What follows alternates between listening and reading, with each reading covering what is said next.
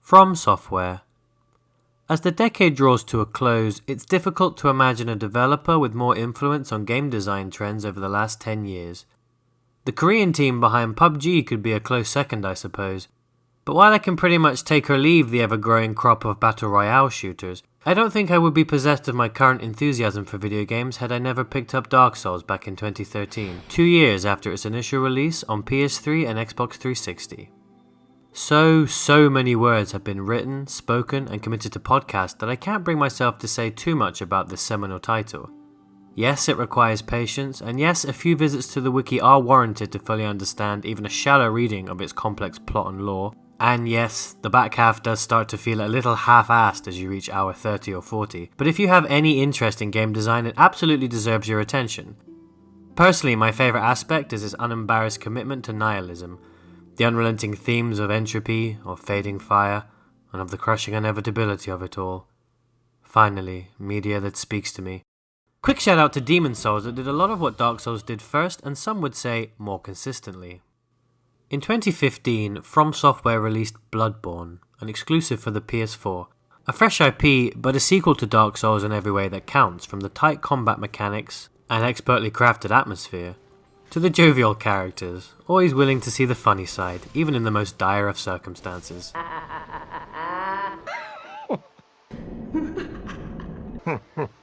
Not to mention the involving world building and environmental storytelling that will leave you staring in upset confusion at this wall, or this broken cage, or this corpse on fire. I feel somewhat charmed, as if under a spell woven by these games, because although I certainly do not think that they are invulnerable to criticism, after all what is, and there is no shortage of ill-conceived bullshit in From Software titles generally, I feel they, at least for me, were able to hit such a near-perfect note and draw me in so completely that I find myself defending obvious flaws, design features that, while frustrating to some, serve to enforce my fantasy. I have a very specific example to illustrate my point. In my opinion, the principal strength of Bloodborne is to serve you the closest thing to the experience of a Lovecraftian protagonist that can be reasonably achieved in a video game.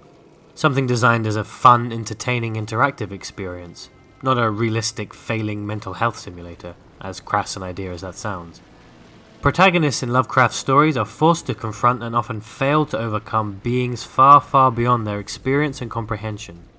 They are humbled, and often made quite upset by their sudden and dramatic realization of just how small and unimportant they are in the grand scheme of things. Big word for nihilism again. Faced with such madness, they can often only close tight their eyes and run blindly forwards. And for a very brief moment, that's exactly what I was able to roleplay.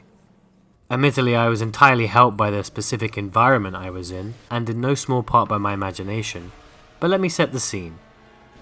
It is dark, very quiet, and I am alone at my parents' house. I am moving to a city 400 miles away in the morning, and I will not have access to a PS4 for quite some time. No matter what, I must see the end credits of Bloodborne tonight. It's already midnight. I'm tired, and the sensory deprivation of the dark and the quiet have turned the hidden village level I have just finished into an intense, visceral experience. I don't know at this point, though my intuition senses, that I have arrived at the last full level of Bloodborne, the Nightmare of Mensis. Either you know or you don't, but it is one of, if not the most punishing, frustrating levels in the game. Instant death awaits some seemingly innocuous mistakes. Simply put, if you don't know what you're doing, standing your ground against some of the enemies and traps is impossible. This is where one of Bloodborne's most controversial design decisions comes into play. If you run and manage your stamina well, you can outpace and avoid most every creature in the game. And that's exactly what I chose to do. Tired and impatient, I ran, trying my hardest to ignore all the crazy, mind-bending and unexpected things going on around me. And as I did, I thought to myself, yeah, maybe I would do this if I was confronted with creatures like this. By trying to rush the game, I had accidentally immersed myself further in its gripping atmosphere. My, admittedly very personal, example is luckily not the only way the Lovecraftian horror theme is reinforced. But these details are better described in numerous other videos. For now, let us summarize by saying I don't think it's a complete accident at all that a combination of presentation, story elements, and finally mechanics left me with this impression of a singular crafted experience, approachable in a few ways, but undeniably thematic. Bear this in mind as we finally move to Sekiro, Shadows Die Twice. In my opinion, and this is going to sound a little stupid, the primary fantasy being indulged, and therefore a prime consideration for some design choices, is that of putting the player in the mind of a ninja. Historically, a ninja or shinobi is a slightly more complex idea than just a black-clad stealth warrior. A ninja is above all else supremely intelligent, adaptive, and not at all bound by honor or any sense of fair play in the way a samurai or a noble would be. Ninjas were, for the most part, used for espionage, sabotage, and assassination. Like Western spies of the 20th, and potentially even the 21st centuries, capture or defeat meant death, and the failure of the mission. Therefore, ninjas employed all manner of technology and trickery to ensure success and survival. Ninja tools, such as those seen in the game, were among the most ingenious and inventive contraptions to come out of medieval Japan. Some of the prosthetic tools, not the magical ones, are even inspired by real artifacts from that time. Ninjas often worked alone or in small teams. It's easy to imagine the odds not being in their favour. If there is one reason for Sekiro's imposing and intimidating difficulty, it's in service of this fantasy. At least that's what I hope. I can't know the minds of the developers, but unless their design principles have indeed mutated and evolved since Dark Souls, I still think this to be an attempt to draw players into the fantasy they wanted to create, more so than frustrate and simply ramp up the challenge for the hardcore fans who are into that. Of course, the degree to which this makes an enjoyable game is very much up for debate, and debate we shall. But I thought it was important to set up where I'm coming from with regards to my experience of Sekiro and its difficulty. The first controversial design point I wish to address is the idea of cheesing, exploiting in other words. The idea of taking advantage of a particular weakness or even AI pattern to make it easier or even possible to defeat a boss. And for most of this discussion I will be focusing on the bosses. I struggle to think of anything in the levels and the standard gameplay of Sekiro that even approaches the challenge imposed by bosses pretty much from start to finish of your first playthrough. They represent the walls of this game, particularly at the end. Some players will naturally be opposed to strategies that are cheap, i.e. that leave the AI very little chance to block or retaliate. I accept that this can be quite unfulfilling, effectively turning bosses into one-shot puzzle encounters rather than the intense character action that was clearly a priority, but in reality very little in Sekiro can be completely neutered in this way. In many cases, employing the correct tool, item or combat art on an enemy can create an opening for a sword hit. Figuring out which are effective can turn fights into trial and error exercises in boredom, but if hinted well in other aspects of the design, it can lead to a satisfying challenge on first encounter. I'm thinking in particular of the Okami tribe of the Fountainhead Palace. When I first saw them, something in their visual design made me think of water, be it their blue translucent skin, their proximity to the lake, or their fluid dance-like movements. This, to me, implied that a poison weapon like the Samaru would be effective, and I certainly wasn't disappointed. Another example, this time a boss, one that is strongly indicated early on, is the ogre's weakness to the fire vent. Using it doesn't win the fight for you outright, but keeping it on hand to save you during a desperate moment might just lead to the kind of experience I described before, an immersive feeling that you must think and act like a crafty, conniving ninjutsu master to overcome your foes, until you're pile-driven off a cliff at any rate. Unfortunately, not all bosses have a weakness, and of those that do, it's probably to the firecrackers. This to me represents one aspect of the missed potential of the design of Sekiro, but I do find it very interesting to think that the designers made a game so punishing and at times unfair in order to downright encourage players to fight dirty. The game isn't playing fair, so why should you? It's a risk, and there was no way it would lead to a satisfying experience for everybody. My second point is summarized well by Isshin Ashina himself. Hesitation is defeat. This has been interpreted to mean a ninja warrior must act without thinking, automatically. When put to the player, the direction is clear. Sekiro is a game that all but demands you commit its boss's patterns to memory, how to weave between attacks, and when to punish by striking an opening. As many have already pointed out, the hardest bosses have much more DNA in common with a rhythm action game like Guitar Hero set to expert than a classic Souls encounter, where the input window was relatively wide and quite straightforward. One button to dodge and one to attack for the most part, The time it takes to beat some of the later bosses over many attempts is often measured in hours, not minutes. However, it is a credit to that classic From Software sense of fairness that little to nothing is actually unavoidable, and once you've learned a boss, you have truly learned it. Quick confession time.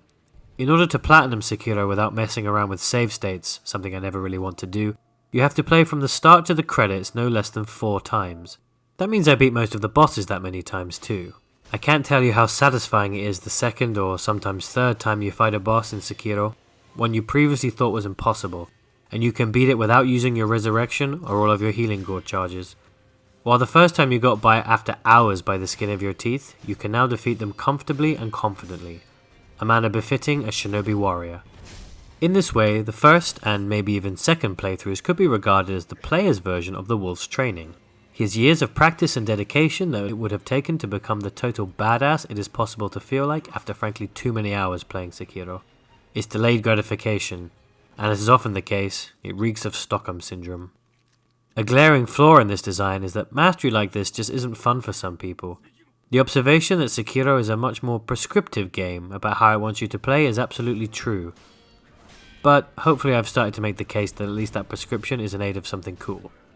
For a lot of people, whether or not you have the patience to finish Sekiro is absolutely down to whether you find the reaction-based fast input bosses fun or not. Unfortunately, this focus on anime sword fighting simulation somewhat undermines the concept of out ninja thinking your opponents that I outlined before.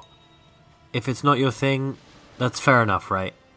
But there's something about the speed, the precision, the music and the animations that made Sekiro's most punishing bosses an addiction for me. One that wasn't always fun, but for the most part was. I'm trying so hard to avoid the rallying cry of modern idiots, and I won't be saying it here. All I can say at this point to defend Sekiro, a game I have enjoyed immensely, more so than any other this year, is that it does in fact respect the player's time in the sense that once you have learned to play it, you can dominate its bosses. Other games can't necessarily boast that. 2 examples that come to mind immediately are Cuphead, in particular its hardest difficulty, and the last DLC for Hollow Knight, Godmaster. It's not that commitment and time won't increase your skill at these games, it's just that 2D platformers provide much less physical space to avoid attacks, and when the difficulty is ramped up, these can overlap and take up so much of the screen that, with your movement set, it can be literally impossible to avoid taking damage. Each also provides less health or healing items, and therefore less mistake allowance than Sekiro, although individual bosses tend to be far shorter. The major problem for many with difficult games like these is that the exchange rate is so ridiculously unfavourable, and I completely understand that it just isn't worth the time for some people. Probably most people, notwithstanding those who just don't like it in the first place. I am very lucky I had the time and patience to burn when I did. But other similarly difficult games just didn't inspire this for me. At the very least I can say, Sekiro rewarded me for my patience.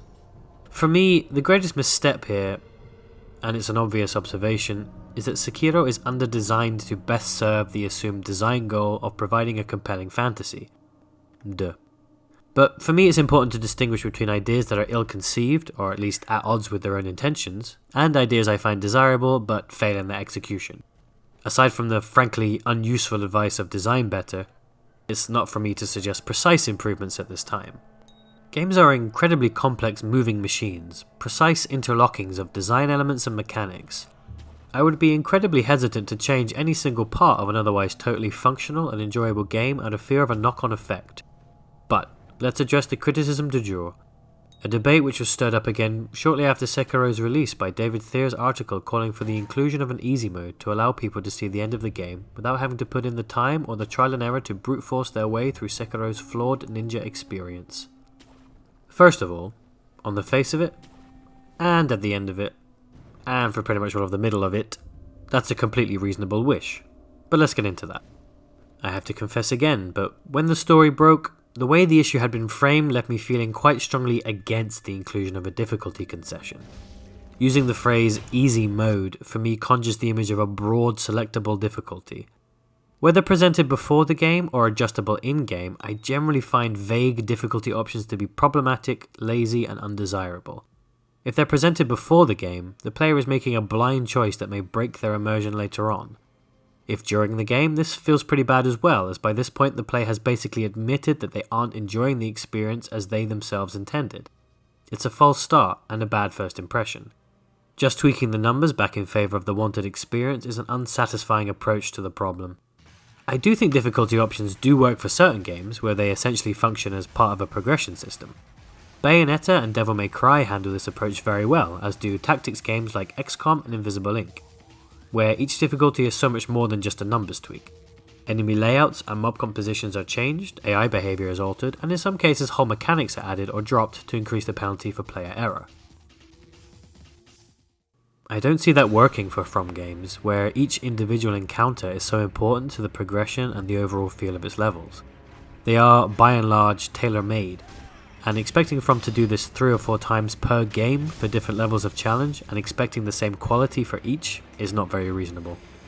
It's worth mentioning even at this point that difficulty options like this, easy, normal, hard, are not really what people arguing for reduced difficulty are asking for, but I will continue to argue against it for a moment in order to illustrate why I don't like this approach. One of the best arguments, one that I by and large agree with, in favour of options for reducing the difficulty is, how does it affect you? If you like your games hard, then just ignore the easy option. My response to that is this: if, as actually occurred, I have been struggling on a boss in Sekiro for more than half an hour, I know in the back of my head that if I just bump down the difficulty, I can be done and over with it. Then, like a nasty nagging relative, I'm going to think about that each and every time I fail. For me, this would vastly and negatively affect my enjoyment of the game. Your counter-argument might then be, just be mentally strong, just ignore the nagging. But isn't that just another way of asking me to get good? To psychologically overcome an automatic mental reflex, rather than practice to improve your physical reflexes? I admit this is a little facetious and more than a little specific, but consider this. If you, in your desire to allow more people to see the end of Sekiro, lazily slap on an easy mode, you would succeed in your goal, but you would be taking a fantastic experience away from me to give it to another group. Maybe that's a price worth paying for you, but don't say the inclusion of easy mode is without its drawbacks. For me, it's absolutely an issue of implementation, and fortunately there are a number of options available. When playing Resident Evil 4, you might not even realise that you're playing an experience programmed to keep you in a golden zone of challenge. Play well and the game gets harder, die a lot and it'll subtly ease off. So-called dynamic difficulty is such an elegant approach to the problem of challenge that it's bizarre it isn't implemented in more games. See this Game Maker's Toolkit episode for more information if you're interested. Matt Makes Games' Celeste's approach is also interesting, as they aren't presented immediately before the game has started and are granular enough for players to choose exactly which parts to adjust slowly. And for a masterclass in adjustable difficulty, we don't need to look any further than From Software themselves. Soulsborne titles, as they are sometimes called, have always included a variety of options that allow players to adjust their own level of challenge by engaging with or ignoring certain game mechanics, from summoning, to leveling, to range combat and magic, as well as upgrading weapons and kindling at bonfires. This is such a good idea that I think it to be a major contributor to From Software's success with Demon's Souls and beyond. For various reasons, these have all been designed out of Sekiro, and not replaced with alternatives. This is a second major design flaw for me, and I think it's possible that in the future From will be patching in some extra mechanics for this purpose. One idea I was thinking of would be the inclusion of a reverse bell demon, something that does scale down enemy vitality and posture damage, but at the expense of reduced drop rates for various rewards. In almost any other implementation of reduced difficulty, my previous experience suggests that despite my nagging insecurity theory, I simply won't care. In the case of Dark Souls, I used loads of the difficulty reducers and I still had a great time. For Celeste, I didn't even pay much attention to the accessibility section in the menu. And Resident Evil is an absolute blast for everybody as far as I'm concerned, a real triumph in game design. A quick note on modding, as used by James Davenport to finish the final fight of the game by tuning the game speed down by half. I am absolutely okay with this. Modding is, by its nature, a totally opt-in setup that you do to yourself, by yourself, in a single-player game at least. I'll say this more than once, I think. Games are entertainment products. Sometimes transcendent ones, but they are toys.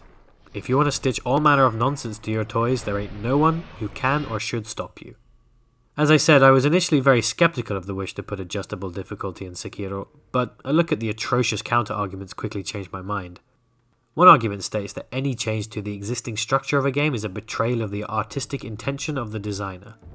Since I already came out in favour of modding, I hope you can guess where I stand on that one. Personally, I don't make mods, and I don't really engage in modding. I think it's fair to say that someone playing with mods on is either dissatisfied already with the existing product, or else regards the game as a toy to be played with, to test the limits of his system, or to change it in order to insert something stupid for the sake of humour. Like stripping your Action Man or Barbie dolls as a kid. It's fair to say immersion in the fantasy is not the principal reason for the engagement. At least I really hope so. Simply put, immersion is an opt-in agreement with the designer. If you want to be immersed and you are ludoliterate enough to feel where the game designer is pushing you, you go with it. The artist probably didn't intend for me to swim in this river for 30 minutes, but I did it anyway and it was fun. Even with a static medium like cinema, an artist cannot hope to control the experience of the audience in the way someone rigidly arguing for artistic intention is imagining. Every viewer will be bringing their own mood and experience to it, potentially generating very different experiences. Games are by their nature dynamic and endlessly variable, which for me is a big part of why they're so interesting to talk about, and possibly why they cause so much disagreement. These days most are changed and patched post-launch anyway, so discounting a more fluid style of artistic intention in this way is not very useful. Another argument can be summarized by the following meme. You are robbing yourself. Whether regarding the achievement of finishing Sekiro or the fulfilling experience of said achievement, this is a weird and problematic thing to say. I'll repeat my mantra, games are entertainment products. Our achievements in video games are totally selfish, generally affecting only ourselves. In and of themselves, they don't mean anything other than a record of our time and dedication to our own hobbies. Sure, games can speak to you, and in some cases help you meet people. But in each of these cases, the game is simply the vehicle for something. The achievement in finishing it, if not meaningless, was not the point. Denigrating someone for not completing Sekiro in the prescribed fashion because you think they missed an opportunity to become a better person, or because you think the experience would have been valuable, is unhealthy and dangerously self-centered. Even for people who do make money from playing video games, the point is not the achievement itself. For Let's Players and Twitchers, they are selling their company. Like a podcast, you are entertained by the personalities of the players. And for esports, the direct competition between humans is the important factor. And then we have game journalists. The lazy and spiteful criticism of game journalism as a professional body in some sections of the internet these days is completely uncalled for, and frankly bigoted. A journalist's job is not to be good at games, any more than a football reporter has to be good at watching football. For the final time, they are goddamn entertainment products. Nor is the job of a journalist to report your specific opinion, to agree with you. Their job is to write, to describe an experience in words. Whether you as a consumer agree with them or not is kind of arbitrary. The best advice for someone who feels left behind by game journalism is to find one or two critics you do agree with and listen to them. But even then you can't expect to agree with anyone 100% of the time. We are absolutely entitled to point out when game journalists make mistakes and to voice our own, hopefully harassment-free opinions, but that doesn't invalidate a body of work by this profession. They experience a tirade of undeserved abuse from idiots every day. And personally, I'm a little sick of seeing it. Rant over. If Sekiro is important to you, that's great. No one wants to take that away from you, least of all me, as I also feel pretty strongly about this game. But I need to say that if finishing games by pumping hours and hours into them is a core pillar of your identity and a way for you to measure self-worth, then I think your priorities are a little warped. And it may even be you who's robbing themselves. The final argument against the inclusion of difficulty options in Sekiro is that it simply doesn't need them. Indeed, it's a denial that Sekiro is even a difficult game in the first place. I find this line of reasoning to be the most tempting because it contains a nugget of truth. Let's look very briefly at a few ways Sekiro tries to mitigate its difficulty. The levels in particular can be more or less bypassed while still engaging the ninja fantasy. Experience and money are usually plentiful for what is required for upgrades and useful skills. It's usually only a short grind to get up to the next skill point, and money can always be spent on spirit emblems if nothing else, therefore protecting players from losing accumulated resources on bosses, above that which is offered by the unseen aid mechanic. All major bosses are directly next to a sculptor's idol, ensuring almost immediate rematches, something anyone who's finished it can surely be very grateful for. Many sub-bosses can be knocked down to half health before even starting the fight. Finally, one of Sekiro's absolute best features is the quality of its animations, which telegraph very fast attacks without needing to resort to a universal visual cue. a la the Game Baker's Fury. They won't help you immediately or every time, but for what is expected of the player in terms of reaction, they are distinctive, clear and readable. That's about all I can think of, and frankly, particularly when compared to previous From titles, it's nowhere near enough. A severe problem of underdesign, particularly when considering the only way to increase your stats is by killing bosses and sub-bosses. As I said, this argument was the most convincing, but it still doesn't really work.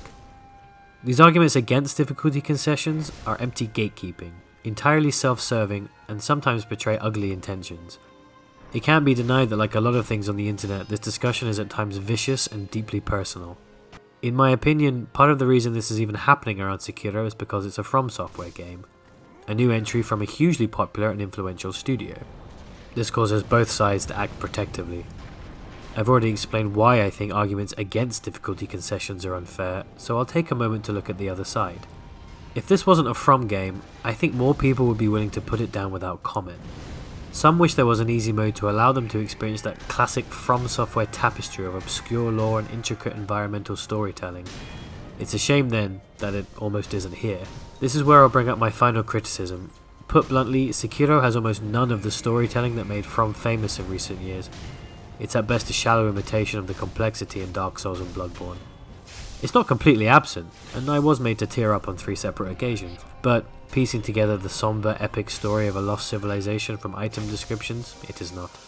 Partly this is a consequence of its real-world setting. It's natural that they felt less need to include lore from their country's own history, but some of the supernatural elements have absolutely no in-game explanation. What are the Headless exactly? They're implied to be Buddhist monks, but are they directly related to the immortals at Senpu Temple? And if so, where are their centipedes? The small goblin-like enemies are said to be from Senpu as well, but some of them are working for the Interior Ministry, and it's not clear if they are devolved humans, or villagers from Mibu who got lost, or something else entirely. The ogres are implied to be experiments from Dojon, by their red eyes, but no explanation is offered for their size. If it is the rejuvenating waters, then why don't they resemble the Okami or the Mibu? In Dark Souls and Bloodborne, it felt much more like the writers had an idea what was going on, but less so here. It's also down to the fact there is so much less build variety, and therefore spells, weapons and armor to put descriptions on. This again leads into the criticism that Sekiro demands to be played in a certain way, an undesirable design for many in and of itself, but it also makes the world feel less rounded. Personally, the RPG elements of Dark Souls, already grossly simplified for Bloodborne, were never my favourite mechanics to engage with, and build variety was not something I was particularly concerned for either, though it's a shame to think their total exclusion from Sekiro would turn some fans off. Another reason Sekiro feels shallow by comparison is simply that the game is shorter, containing fewer areas. Ashina is a lot more claustrophobic and less complex than Lordran or Yharnam. It's a shame that so much of the game's run is spent retrying bosses and not exploring, but at least the later playthroughs I mentioned could be completed at a much faster pace. This is not so much a problem of underdesign as a complete change of focus, an imbalance of story and mechanics, a balance that was so pivotal to the lasting appeal of Dark Souls. Sekiro is of course remarkably technically competent, with bugs very few and far between, but that's pretty much the standard for AAA games coming out of Japan these days. It's understandable that From would wish to focus on different aspects from title to title, but the synergy was what made the magic. Its wide appeal has been traded for something much more specific. I suppose it's possible that Dark Souls was always bottled lightning, and that it's not realistic to expect one studio to turn out masterpiece after masterpiece. Personally, I'm still hoping that the altered focus of Sekiro was an attempt to instill a particular fantasy, and not the deliberate indulgence and sadism that some have levelled at From since Dark Souls. It's classic From Software that Sekiro left me feeling exhilarated, grateful, and a little sad.